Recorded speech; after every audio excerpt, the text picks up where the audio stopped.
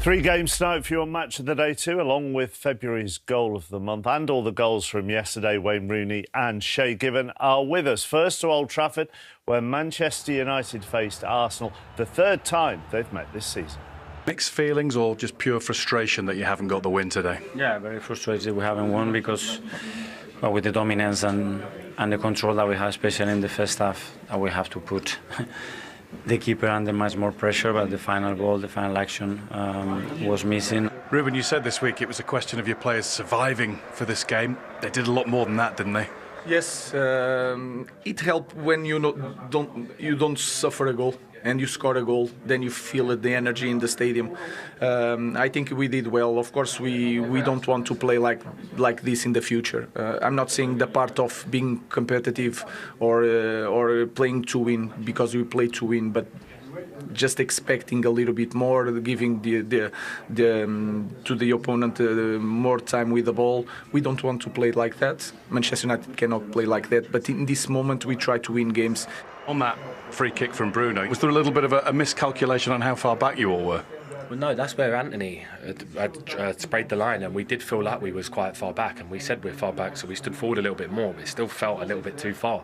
Obviously a great free kick from Bruno with his individual quality. What we want to find is this consistency of being at the top again, knowing that every game that we will go, they will fear us, we will dominate, even if before we enter on the pitch. So that's the type of feeling that we want to create. You come here, you are playing for what we are playing, and you want to win the game.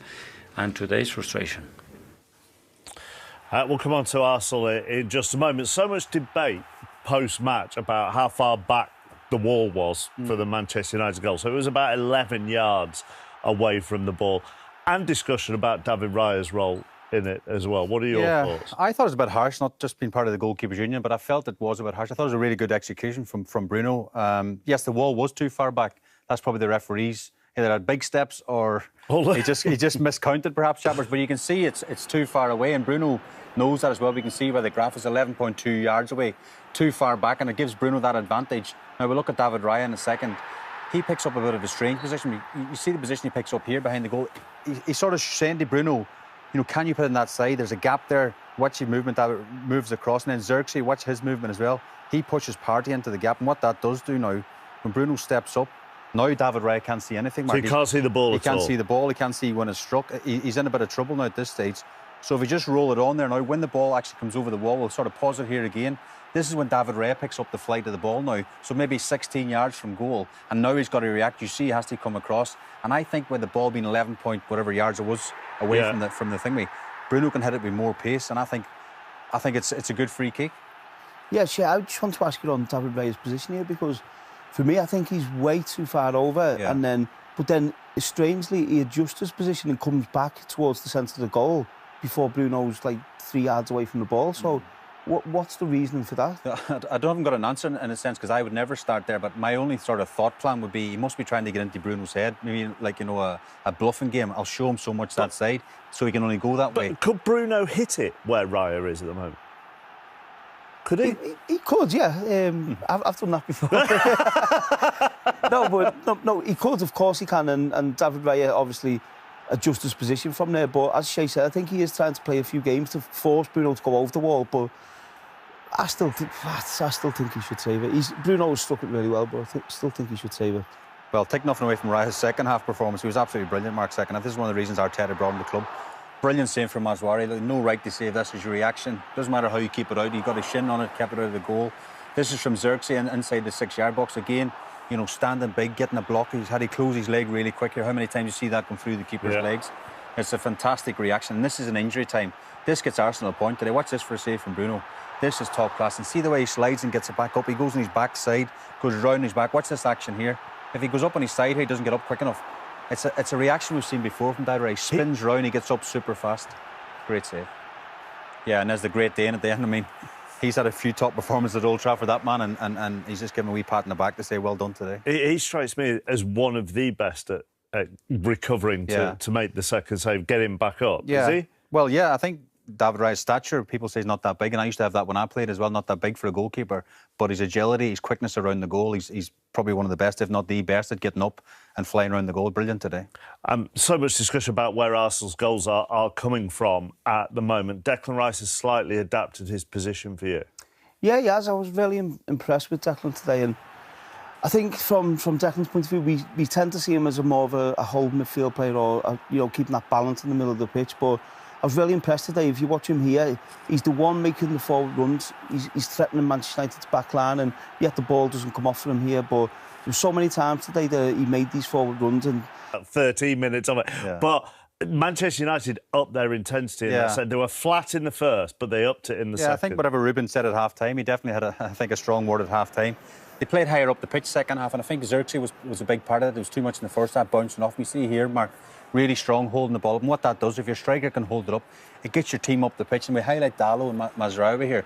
This is the two wing-backs. Since Ruben's come to the football club, we talk about the wing-back so much. This would be the perfect goal from one wing-back to the other wing-back. Yeah, we spoke before about Raya, but it's unlucky not to have a goal. And again, young Heaven making his Premier League debut today. He's only 18 years of age, come from Arsenal, and maybe it's a match made in heaven at the back with the young man. With the young man coming on at half-time. But he didn't look out of place. He looked comfortable. He looked confident in his position. But when you like this as well, higher up the pitch. I think second half, Manchester United have more possession in Arsenal's half of the pitch, and that allows them to get players forward and more bodies forward. But more importantly, I think it allows Bruno Fernandes to get involved more, a bit closer to goal. And he's the player who's creating and scoring goals for Manchester United. But here, this one, he's creative, he uses imagination, and another day he puts that in the top corner. And again here, Højlund, a lot of talk about him not scoring goals, but his movement here is fantastic. He goes once, checks back, goes again, does everything right, gets a good contact on him. It's only great defender from Gabriel saves him getting his goal. But then the flip side of that here, Højlund does well, he's putting his body about. Garnacho gets the ball, he's running. So if you just watch Højlund here, so now you need that desire to get in the penalty box. He doesn't, he goes to go, and then for some reason he stops. If he carries on his run, he ends up, he'll finish his run round about the 6-yard box. So Bruno gets a shot. If he carries on his run there, he gets a tap in, he gets the winning goal for Manchester United. So when you're short on confidence, you've got to make sure that you make that penalty box and put yourself in a position where you can score. So I think that's something which you can improve on. Is that just a confidence thing? When you watch him, do you just think he needs one to bounce off his knee or something and give him a lift? Or is he just a bit mashed at the moment about what's expected of him? As a striker for Manchester United, when you're not scoring goals, there's a lot of pressure, a lot of people talking about you. Can you do it for Manchester United?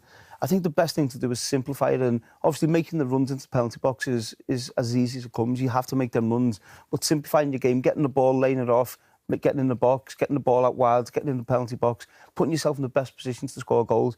If you do that, you will get the chances and you will... And your teammates finding you. And your teammates, obviously, to be a forward, 9 times out of 10, you're relying on your teammates to give you chances and put the ball in the box or slap balls in behind. Maybe he hasn't been doing that. He hasn't been getting that service of late, but I've got faith in him. I think he's a good player. He works hard. I think that's really important as well. I think he just needs that goal, and once he gets it, they'll all start going in. But then you've got Wanyeri out on the right. He's 17. He's a kid. So he's going to be up and down. He's just played in Europe, in a European game. The last 16 of the Champions League game. Then he's here. Trossard was bought, really, to be honest, to be an understudy to Saka and Trossard, to Saka and Martinelli. He's playing every week. So you think of that front three. Does that front three get in Fulham's team? No. And where are Fulham? And if you're Liverpool, does that front three get in front of Man United front three when Højlund's playing and people like that? So you look where Liverpool will be looking at that today, and they won't be thinking, "Oh, this team are going to hunt. They're going to try. They're going to push under pressure." Liverpool will be looking at it going, "I think Arsenal almost given up the title chase." The way that mentality ended, I was going, Did it feel like that to you? I felt like that. Watching, I'm thinking, "Come on, Arsenal, where's this?" And all that issue with striker, of course, and listen, everyone's looking for that striker and get you 20 or 30 goals. But I still thought there'd be that mentality going, well, we still get the job done. We still find a way to win. And if anything, it was the opposite. You had a Man United team here who must be low on confidence, struggling. We talked about protests before the game, strikers not in form, but they found a way. And if anything, at the end, you're sitting there going, I think United are probably going to win this. And they probably should have won it at the end. And I think that is a difference when you think about what Liverpool got when they got Salah, Diaz, Nunez, Jota, players that are going to come off the bench, or if they're starting, they're going to affect the game. Szoboszlai adds goals. And if you haven't got that, Gakpo's been fantastic this season. They've got so many different players that can give you that goal threat. And I look at Arsenal and I think right now, who's going to get that goal? And it ends up coming from he was playing defensive midfield at the time when he scored his goal. So that's what they're lacking. They're really, and it's been apparent, and every single Arsenal fan knows it. So if you're going to make that kind of mistake, you don't make it as obvious what they are. It was an unlikely source for the equalising goal because Declan Rice has only scored one in the Premier League before today, 5 assists. But really important and a good finish as well. Yeah, I think this is a lesson to any kid out there watching football. You don't always have to run around like a maniac. Sometimes you just got to stand still. He just stands still on the edge of the box. Look, don't move, rolls back to him. Other players will run into the box there. He literally walks into the box. I think it's brilliant play by Rice because he could easily get carried away. Look, he just stands still. Stand still. A brilliant finish. Jamie? Brilliant finish. Well, I just look at this from Manchester United's perspective. They get themselves in probably when you feel like you've got safety in numbers. 9 men, you've got, and also the goalkeeper there, and everybody, if you can see, is pretty much looking at the ball. You've got your 2 defensive midfield, well, 3 of them there in the line. You've got Eriksen on the right, Fernandes the number 8, and then number 7 is Casemiro. Nobody has looked over their shoulder where there's a massive amount of space. Declan Rice has got his arms out. Please lay it back to me. I'm in a good position. No pressure on the ball, and he just pens it into the corner. They're ball watching. United are ball watching. And sometimes they're having a little rest at the wrong time and they're a little bit fatigued. Too many players ball watching, get drawn towards the ball. And you give Rice, we know it's his only second league goal. I'm surprised at that because he's got a good strike on him and it was a brilliant finish. But United just ball watching. You said that Manchester United might have gone on and won the game. They very nearly did. A really good save from David Ryan, who had to be at his very best a couple of times in this game. Oh, listen, we have to give credit to the goalkeeper. Listen, I wouldn't necessarily be a big fan of goalkeepers. I'm always critical. But it's just a bit straight for Bruno when he's running onto it. Listen, we know his technique and is brilliant. What do you mean? He wants to come at an angle? Yeah, maybe. If he's coming onto it, it just looks a bit straight. He's trying to get his body rounded. If you see here, excellent play. And he's just a bit straight. And it just gives enough time for the defenders to get across and obviously the goalkeeper to make a really important save. And this is where the game was getting a little bit open. But when it was open, it seemed to be suiting United, not Arsenal. How quick does he get up? He's such an incredible athlete. Look at him. And it still takes saving that one as well, doesn't Brilliant. it? That's what I'm saying. The agility that he uses. But this is I think the best save of the game. This was at 1-0, so yeah. maybe at 2-0, you're thinking it's a long way back for Arsenal. I think this is, listen, great run. We run about United on the counter-attack. Great ball in. You're thinking hit the target hard and low. He does everything right, but we have to say that is a world-class save. Absolutely brilliant. All credit to the goalkeeper. We'd be critical maybe of the goal, but that was fantastic save. Rasmus Højlund came off the bench and he's had a difficult run without a goal in 19 games. Can't say he didn't get moments here, Jamie. No, you dream of this when you're sitting on the bench thinking, please get me one of these. He just doesn't get his first touch right, takes it inside too much. He's had to sort of open his body up with his left foot and bend it in. Just not good enough. Too slow. I don't understand why he thinks he's got more time than that. Everything's happening so quickly. This one's a little bit unlucky. This is a great piece of defending. Really good body-to-body defending, and you can see it here. The pass is perfect. He's on his left foot. And good defending by Gabriel. The encouraging thing for the striker, at least he's got a couple of chances. Yeah. Sometimes you worry about strikers, they're not getting in there, but he's certainly lacking in confidence. In his first touch with the first chance, he has to do better. He's got that first touch on the first one. He's got to be come to his left. He's got to be aware Rice is there. So if he takes it a bit further to his left, Rice can't get across, and then he can get a shot. You could tell he's struggling with confidence. But to be fair to the lad, he don't hide. Brilliant free kick from Bruno, though, it was, right at the end of the first half to give Manchester United what was probably an unexpected advantage at that stage of the game. I'm not sure about the goalkeeper. I'm still not. I just think it's gone within, well inside the post, and he still hasn't even got a hand to it. I mean, it's well struck, but I'm surprised with the quality of the goalkeeper that Raya is, and he's a top-draw goalkeeper. I'm looking at that, and I said before when they were taking it, I was like, if this goes over the wall, where he's standing, he can't save this. And that's what happened. He got nowhere near it. I can understand if he hits the post and goes in. Well, I want to explain why I think this is actually so hard to stop. And I want to give, obviously, first of all, we have to give credit to the striker of the ball. Then I want to look at Xerxes and Casemiro. What they do really clever, if you just stop it just there, just take it back just a little bit if you don't mind, if we can. Because if you can see there, the keeper can see, he can just got a nice gap for him through there. that gap, yeah. Little gap, and that's exactly what you want, because then you can see, once that ball gets kicked, the trajectory, so you might be able to get a look at it about 2 yards once it's gone as he struck it. But as he gets closer to the ball, just watch what Casemiro and Xerxes do. They take Thomas Partey across. Now, all of a sudden, that gap has gone. So the next time that he's going to see the ball is once it's just about gone over the wall. Now, you have absolutely no chance by then, with that trajectory and that top spin that he's got on it, of getting anywhere near it. That's why it's actually quite smart from whoever sort of devised that free kick, because it's closed the gap up, and then you have no chance, because the keeper can only react because he's not sure if it's going to get whipped into the other corner or whipped past there. I think it's a really great free kick from Manchester United's point of view, with the setup from Casemiro and Xerxes, but also the execution. Yeah, I think it was a brilliant free kick, considering the goalkeeper got nowhere near it. And when it's a right footer, you think it'll always kind of be coming in towards the goalkeeper. But I think the power's probably caught the goalkeeper, because you usually think if you can get it over the wall, there'll be a bit of dip in it. But there was so much power in it. Yeah. I think it's almost caught the keeper by surprise. 25 points. You have a player like that, sorry, just so David Beckham was probably the best that we saw here. Roy played what David had he could always do the other one when he reverse it. So as a keeper, you're thinking, is he going to go either way? And that's what Bruno Fernandes has. He has that quality. So the keeper's thinking, if I edge too far that way, he's going to reverse it into that corner. So you're always sort of playing cat and mouse. But once that gap closed up, it made him so difficult. So the next time he sees it, it's over the wall. Obviously, it was 11 yards probably the wall, which is wrong. But it was great execution. Let's have a look at that. The law is a minimum of 10 yards. Minimum 10 yards.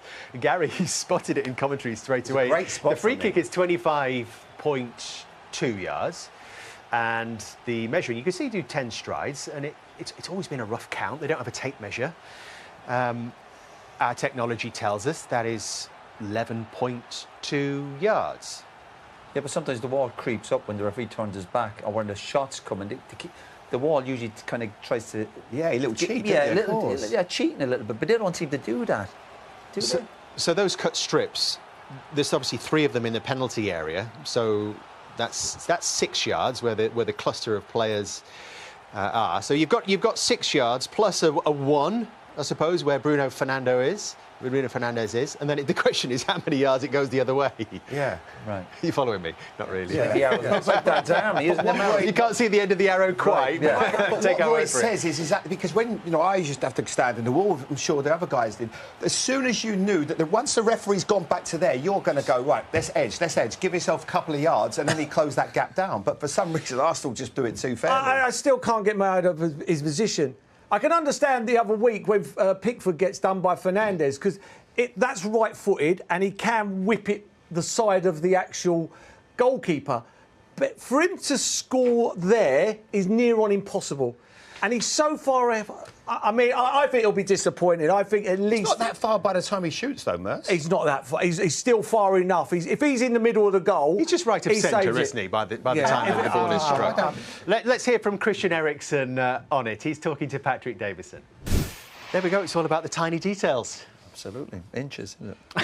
We couldn't hear a thing. Gary Neville's coming and talking over there, so I've got no idea what Christian Eriksen said. But you styled out better than I did.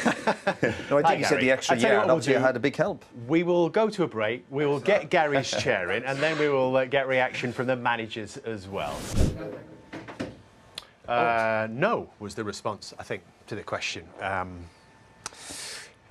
Gary Neville has joined us, as you can see. We've got 3 former managers here who've been in pressurised situations of various sorts. But what did you make of that? He was agitated, wasn't he? I mean, he's agitated walking over towards the Arsenal fans at the end, and I can see why. I know what he's saying about the first half, about how well they played. They dominated the game, but it's not line ball, where you have to basically run the ball over the 18-yard line and put your foot on it to basically score a goal. You need to put the ball in the back of the net, and he knows that better than anybody. I think Arsenal, for a couple of years, have done that really well. But the biggest inquest at Arsenal at the end of this season will be, why did we not sign a striker? Now, is that because he wasn't provided with one by the recruitment team? They haven't signed one now for 2 or 3 years. And did he not want one? Is that the answer? But they're Surely not. I don't know. It's a mystery as to how they've ended up in a position whereby it's all on Kai Havertz, because he doesn't fancy Gabriel Jesus as a striker anyway. And the same stuff that we saw and seen for quite a long time now with Arsenal is that they're recycling the ball really well around the edge of the box, but they haven't got that ability to be able to cut through teams, and it's costing them. Ultimately, Paul, is that how this season is going to be defined by Arsenal, that failure to have a striker, someone who can step in when they have suffered these injuries? Yeah, I would have said so. I think because if you look at the games that they've... No disrespect to West Ham, Nottingham Forest and Man United, I think if they got their full team out and the 3 forwards playing in Saka, Martinelli and Havertz, I think they take 7 points at least out of them 3 games instead of 2. But I still don't think that's enough to have caught Liverpool. I think we're just covering over the cracks a little bit, if I'm being honest. I agree. I'm with Jamie. I don't think it's been great this season. I don't think they've been as dominant in football matches as what we've seen them in the last couple of years. I think they've fallen off a little bit, in my opinion. But is that because he hasn't had the tools? No, they weren't playing well with all their team at the start of the season. There wasn't that efficiency or that calmness or that ability to kill teams off that we've seen in previous years this season. I thought they were so reliant on set pieces. That's obviously not working at the moment. I don't think that there's been a joy in Arsenal's play this season compared to the year before. And if you go back to the year before that, when they had Xhaka in midfield as well, I just don't see it. This year there's been a lot of, and even with Bukayo Saka, there were games at home when they couldn't finish teams off. They haven't been at the level they have in previous years, I don't think. And 10 draws, is it? 10 draws, you're not winning any league title with 10 draws. So what does that come down to, do you think, Roy? Is it the makeup of the squad? Is it the approach of a head coach who has only known progress so far in his 5 years at Arsenal? Yeah, a bit of everything, and I'm sure there would have been frustration from the last few years that they didn't get over the line or they didn't get themselves a cup or whatever it might be. And then you have the injuries, and then we saw the manager there. He certainly looks frustrated. When obviously the title was gone a few weeks ago, but he would still want his club and his team to show great mentality. To say, I still want to come here and try and keep some sort of pressure on Liverpool. But over the last 2 or 3 games, that's gone now. And we mentioned it earlier. I think the biggest concern now is what's happening with the teams behind him. They've lost that momentum for the season. I think what we saw here today was nowhere near good enough. And they've set really high standards the last few years. So on one hand, you want to give them credit, but we always say the next step is the hardest step in terms of trying to win a league title. Well, do you think it's a matter of time, Gary, before they make that next step? Well, maybe, but why was he so agitated when Patrick asked him that question about the striker? Normally when you see a manager act like that and he sort of walked off the... I mean, he seemed to walk off, that's what it looked like. Maybe that's a frustration that it didn't happen, maybe he really wanted it to happen? But that's my point, usually if you see a manager sort of... losing, it's going a step too far, but walk off at an interview when he's being asked a question, you normally think that something's sort of getting to them, it's coming on top a little bit. Is he sick of being asked that question? Does he think that's too simple an answer that he hasn't got a striker? But the fact of the matter is it'll still continue to be asked. The reason it'll continue to be asked is because there are hundreds of thousands of Arsenal fans who for many months and years now have said we need a striker. It's not just, us in this studio or Patrick Davison who's asking him a question. Arsenal fans, and you can't kid football fans, they know their team as well as anybody. They need a striker. They needed a top-class striker in that changing room. And I do think a top-class striker would have made a big difference. I agree with what they've said here, that actually the step up in performance. But Liverpool can not play well. And because of their options up front, can win games. Yesterday, they can be 1-0 down against Southampton. You were watching the game, Urs, on Soccer Saturday, and I was listening to you. And they can just, through moments of Diaz, Nunez, others, win games. They've got options off the bench. Mikel Arteta has not got those options. Would you sit there with confidence, Jamie, and say that next season, OK, if they sign a striker, that Arsenal will be challenging for the title? Yeah, they will. Yeah, absolutely. I'm confident in that. I think, but they've got to start an elite striker. And the problem is, how hard are they to find? It's incredibly difficult. No one really wants to sell their best player. They always get spoken about with Alexander Isak, who is obviously elite, because obviously you see the goals he's got and how he plays. But it's not going to be that easy. Do you think that Arsenal are going to be the only players in town, even if he were to leave Newcastle? Barcelona are talking about wanting him as well. There'll be a load of clubs that will want him. But they've got to find someone. Is it Sesko as well? They've been mentioned in trying to get... But it's just a case of, I think the guy said it earlier on, a striker. Because even though Kai Havertz has done well, they signed him as a number 8. They signed him as an extra midfield player. Then you ask him to go and be a killer in the box. And yes, he had some good moments, but is he an out-and-out striker that's going to get you 20 goals? Is he going to get you Salah's numbers? That's what they've got to try to find. And if they do, with their defensive stability, they've got a really good goalkeeper that we all like, and a midfield, they will certainly go close next season. Roy, you said the next step is the hardest. Do you have confidence that they will make this step under Mikel Arteta? No. Why not? Why would I? What makes you think they can do it? Or the manager can do it? They've got close over the last few years, and City will be strong next year. Listen, I'm sure Liverpool will be strong next year. Where's the evidence to think they can do it? Would it be get another striker in? Yeah, obviously that would help. Have they got the right mentality? Has this manager, we just seen there at the interview, getting frustrated, which is fine, because you see a different side to managers when they're winning every week. It's great. We've seen that even with Pep. But all of a sudden, when they're losing matches or they're not getting the rewards they think they deserve, they get all agitated and frustrated. And that's fine. I've been there and done it. But what is the evidence to think that if they get somebody to get 20 goals, that we'll sit there and go, well, that'll be the difference I don't think it necessarily will be. I suppose the evidence might be that they got 89 points last season, 85 the season before. It looks like they will fall short of this season because of the injuries they had. Yeah, so they get those players back and they can add to that group. Yeah, of course, all ifs and ands. But again, do you think City and Liverpool are just going to stand still? They're going to keep looking to improve. Listen, Pep will bounce back. I think Liverpool will be stronger next year. These teams aren't going anywhere, and they've had a bit of a dip this year, particularly Man City. We don't know what Chelsea are. We don't know what one or two other teams improving. But what's the evidence again from the Arteta or this group of players that they've got that mentality to challenge? We talk about challenging for a title, but to me, in my mentality, it's about winning titles, not challenging. It feels a bit like whack-a-mole for them, really, doesn't it? Whereby they're just always sort of like... The first season they didn't win, it was because they didn't have Saliba and they needed someone to back him up, so then they signed defenders. Last season it was because, so they go and sign players that, you know what I mean? It feels like they're always behind. This season it's because they haven't got strikers or attacking players, so they're going to go and... But the other teams are still improving, as Roy says. The other teams are still getting better. So I think that it's not just about a striker, it's probably about a couple of forwards. You know, Liverpool have forwards that can play across... Options, yeah. Forward options that can play across that front line, that will score goals and chip in. Gakpo chips in, you know, Diaz chips in, Nunez chips in, Jota chips in. They all chip in with goals. Salah does more than chip in, you know what I mean? But a couple of forwards to add to that group and keep the defence and midfield as it is, they have got a chance, but are they going to get those players? And they always feels like they're one step behind. Paul, just have the final say on this in terms of what Roy's been talking about, that perhaps Roy has a lack of conviction about them taking that next step with Mikel Arteta. What's your take on that? I think they'll be in the title race next season. I think they've got to buy in the summer. They have to buy, and they will be in it if they don't get injured. If injuries, I said it before, if Van Dijk was out for 3 months and Salah were out for 3 months, Liverpool wouldn't be top of the league and lost one game. You know, they make differences. You know, you're never going to get a squad like Man City assembled over the last 3, 4, 5 years. That's never going to happen again. So you'll have to rely on players coming into the team, whoever they may be. Liverpool at the moment have got their team, and as Gary said, them forwards, that's why they're going to win the league. They've all got at least 10 goals and Salah's got 20 or 30 in him. They've got to rely on players to come into the team that are not going to be better than what they've got.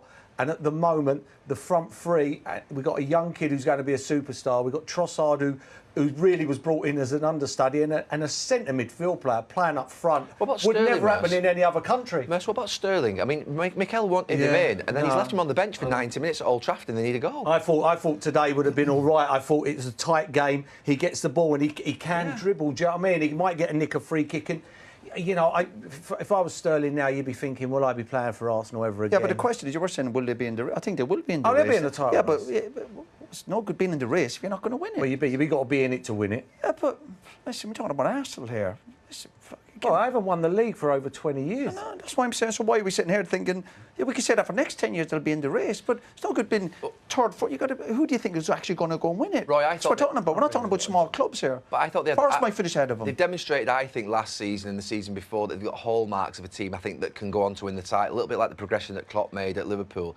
And I'm disappointed in them this season that they've fallen short. When City aren't there, and I thought Arsenal would be there.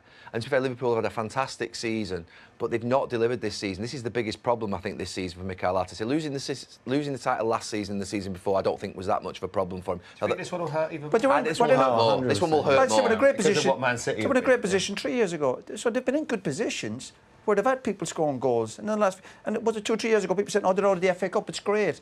I'm glad they won easily in Europe during the week, because if they had a tough game coming up, they'd be saying, "Oh, we're getting ready for next week." They had no excuses coming to United today. Yeah. Everything was there for Arsenal to go, "Listen, you've had a good win during the week. You don't have to worry about next week. You can come and put a show on." And obviously United were on about like the intensity. I think there was one booking in the game. You got to turn up and flex your muscles and say, "We're Arsenal, we're doing well, we're making progress, we've had a tough season, but we still do a good job on you." Didn't even do a job on United today, and United were there for the taking. United were just sitting and hoping for the best. They couldn't even do that. So why do we think next year this Arsenal team might get a striker in and they're going to win the league title? Well, I won't be putting any bets on Arsenal next year, let me tell you that. Not what I